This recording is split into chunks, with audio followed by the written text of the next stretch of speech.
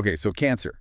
It's a big one, right? Huge. And today we're going deeper, like way deeper, into what actually makes a cancer cell a cancer cell. Right, we're talking the hallmarks of cancer. Exactly. It's like, what are those core capabilities that make these cells go rogue? And luckily, we've got some awesome resources to guide us. We do. We're diving into this 2000 paper, super influential, published in Cell, considered like the gold standard in cancer research. Yeah, they really laid the groundwork. Totally. They introduced these 6 hallmarks of cancer, basically the defining characteristics, the superpowers, if you will, of a cancer cell. And the best part, They got a diagram. always a win. Visual learner right here. Slide 3 from Dr. Balchi's presentation has it too. It's like this wheel, each section a different hallmark. So cool. And right at the center, your transformed cancerous cell. Okay, so hallmark number 1. Self-sufficiency in growth signals. Ah, yes. Cancer cells, they love to grow. They do. And they don't rely on outside cues to tell them when. It's just constant go, go, go. Like that friend who never stops talking. That's a good one. They basically become independent, ignoring the body's normal signals. Like a car with the accelerator stuck down. Exactly. And then, as if that wasn't enough, we have insensitivity to anti-growth signals. So even if you did try to hit the brakes, it wouldn't matter. They've evolved these mechanisms to ignore those stop signs. It's what makes treating cancer so challenging. Okay, so they're hitting the gas themselves, ignoring stop signs. What else? Well, then there's evading apoptosis. That's a big one. Apoptosis, right. Programmed cell death. Basically a self-destruct button for damaged cells. Exactly. Crucial for healthy tissues. But cancer cells, they find ways to disable that button. They're like, nope, not dying today. It's a bit like achieving cellular immortality. And it's what allows them to survive and multiply even when they shouldn't. And as if these cells weren't already overpowered enough, there's limitless replicative potential. Right, because normal cells, they have a limited number of divisions before they die. It's like a biological clock. And cancer cells are like, time? What time? Exactly. They figure out how to rewind that clock. Which is where telomeres come in, right? Those protective caps on our chromosomes. Exactly. They shorten with each division in normal cells, eventually triggering death. Well, senescence first, which is a state of permanent growth arrest. But cancer cells can actually reactivate an enzyme called telomerase. And that's what replenishes the telomeres. You got it. Allowing for practically indefinite division. So sneaky. It's a clever strategy, but in a diabolical kind of way. Totally. Okay, what's next? Sustained angiogenesis. Now there's a mouthful. Basically, tumors need their own blood supply to grow. Just like a city needs roads and infrastructure, angiogenesis is just the formation of new blood vessels. Ah, so tumors become pros at stimulating this process. Masters, really. It's how they get the nutrients they need to grow so rapidly. So we've got self-sufficiency, insensitivity, apoptosis evasion, limitless replication, and now angiogenesis. And last but certainly not least, we have tissue invasion and metastasis. The one that makes cancer truly dangerous. Exactly. It's the ability to spread. Right, because it's one thing to have a tumor, but it's another thing entirely when those cells break free and set up shop somewhere else. It's a complex process involving a whole sequence of events. Cells break away from the primary tumor, invade surrounding tissues, enter the bloodstream or lymphatic system. And eventually they reach a new site, a new organ, and start a new colony. Precisely. And that's what makes treating cancer so difficult. So we've got these 6 hallmarks. The cellular hallmarks of what makes a cancer cell a cancer cell. But that's not all, is it? Well, the story doesn't end there. A few years later, 2011, researchers published an update to that original hallmark paper. Oh, an update. Were any of the original 6 kicked out? Nothing kicked out, thankfully. They added 4 more. 4 more. 4 more. It really shows how much more we've learned about how complex cancer actually is. Okay, so no hallmarks left behind. Got it. What are these new additions? What other sneaky tricks are these little villains up to? Okay, so the first one is deregulating cellular energetics. Basically, cancer cells are energy hogs. They need a lot of fuel to keep growing like they do. Right, and they get that energy by rewiring their metabolism. They love glucose. Even when oxygen's around, they gobble it up. Ah, the Moorburg effect. I've heard about that. It's like they're running a marathon, but at a sprint, constantly burning through fuel. Exactly. Less efficient, maybe, but it gives them what they need. Building blocks to just keep growing. And what's next? Genome instability and mutation. Ah, so this is where all those mutations come from that we hear about with cancer. You got it. It's like, imagine a copy machine. Right. But it's gone totally haywire. It's making typos all over the place. Instead of faithfully copying the DNA, it's making all these errors, those mutations. And sometimes those mutations, they actually give the cancer cells even more advantages. It's a vicious cycle. Okay, so we've got 2 new hallmarks. What's number 3? Number 3 is tumor-promoting inflammation. Wait, inflammation?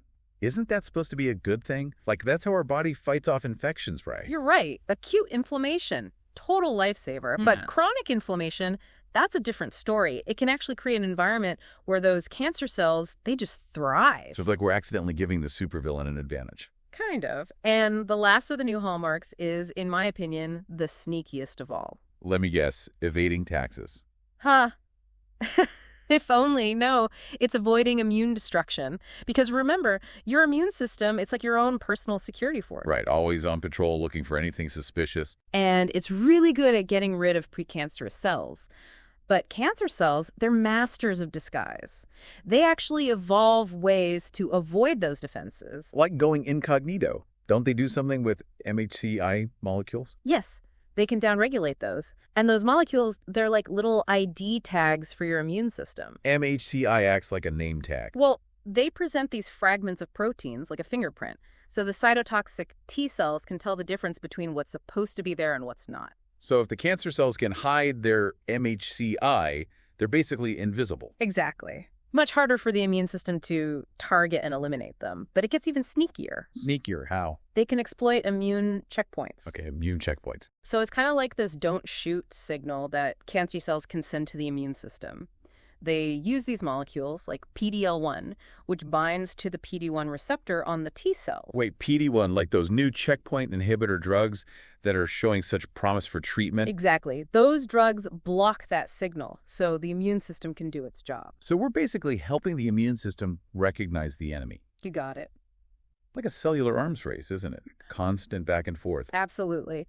But the more we understand these hallmarks, the better we can treat cancer. Okay, so those are the new hallmarks. Cancer cells are energy hogs. They make tons of mutations. They love chronic inflammation, and they can hide from the immune system. A perfect summary. So we've got the what of cancer, those hallmarks. But what about the how? Can we zoom in on some of the mechanisms behind all of this? Let's get microscopic. All right, so we've got those 10 hallmarks of cancer. 10. It's a lot to keep track of, right? It is. But it just shows how complex these cells are. Like, they're not just dividing too much. They're manipulating their environment, evading the immune system. It's wild. It really is. And each of those hallmarks involves even more complex mechanisms happening at the molecular level. It's like each one is its own rabbit hole to go down. Okay, well, let's grab our metaphorical flashlights and head down a few of those rabbit holes. Where do you want to start? Well, we talked a lot about cancer cells becoming self-sufficient in growth signals. Right. They're basically hitting the gas pedal themselves. Exactly. And they do that by hijacking the body's normal signaling pathways. Which, if I'm remembering that diagram correctly, are incredibly complex. You're telling me. Slide 6 from Dr. Balchi's presentation, it looks like a plate of spaghetti, all those arrows and proteins and genes. But the gist is, these pathways control how cells grow and divide. Right, so even a small mutation in one of those genes along the pathway can throw the whole system out of whack. And that's how cancer cells take over, by introducing those mutations, creating this constant grow signal. And they can even produce their own growth factors. It's like they set up their own propaganda machine, constantly telling themselves to grow. A perfect analogy. They become independent of external signals, which makes them really difficult to control. So what can we actually do with this information? That's the million-dollar question, isn't it? The more we understand these pathways, the better chance we have of developing drugs to target those specific mutations. We can try to break the cycle. It's like finding the weak link in the chain. Exactly. Okay, what about evading cell death? That's a big one. It is. Apoptosis, that programmed cell death, it's so tightly regulated in normal cells. It's crucial. Yeah. But cancer cells find ways to mess with the balance. Right, they don't want to die. We talked about those pro-apoptotic and anti-apoptotic proteins. Like BAX and BAK on one side pushing towards death, and BCL2 and BCLXL on the other side pulling for survival. It's a constant tug of war. And cancer cells load up on those anti-apoptotic proteins. It's one of their favorite strategies. Like in follicular B-cell lymphoma, there's this chromosomal translocation, basically a shuffling of genetic material. Okay, so the genes get rearranged. Yeah.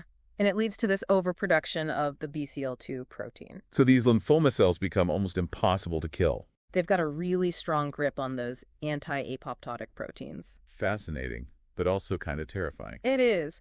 But remember, the more we understand these mechanisms, the better we can design treatments to target them. Right, like those drugs that block BCL2. Exactly. It's all about restoring that balance, tipping the scales back towards cell death. Okay, before my brain melts from all this molecular biology, can we talk about something a bit more big picture? Like, how do cancer cells actually evade the immune system? That's a good one.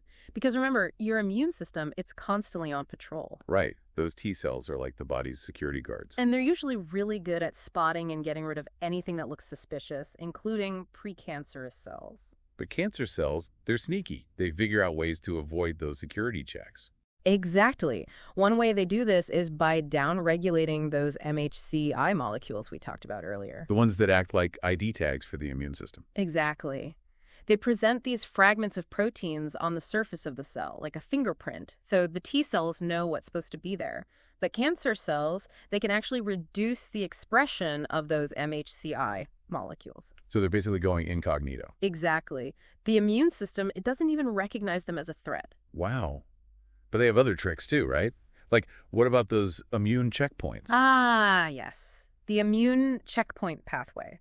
It's basically a way for the immune system to regulate itself, to make sure it doesn't go overboard and start attacking healthy cells. Right, you don't want friendly fire. Exactly. But cancer cells can exploit this pathway, so they express these molecules, like PD-L1. And that PD-L1 binds to PD-1 on the T cells. Right. You got it. And that basically sends a don't shoot signal. So even though the T cells are right there, they're getting tricked into ignoring the cancer cells. Precisely. It's a brilliant, albeit totally unfair, strategy. It's kind of amazing, really. It is. Cancer cells are incredibly adaptable. They're constantly evolving new ways to survive and thrive. It's a constant arms race. You said it.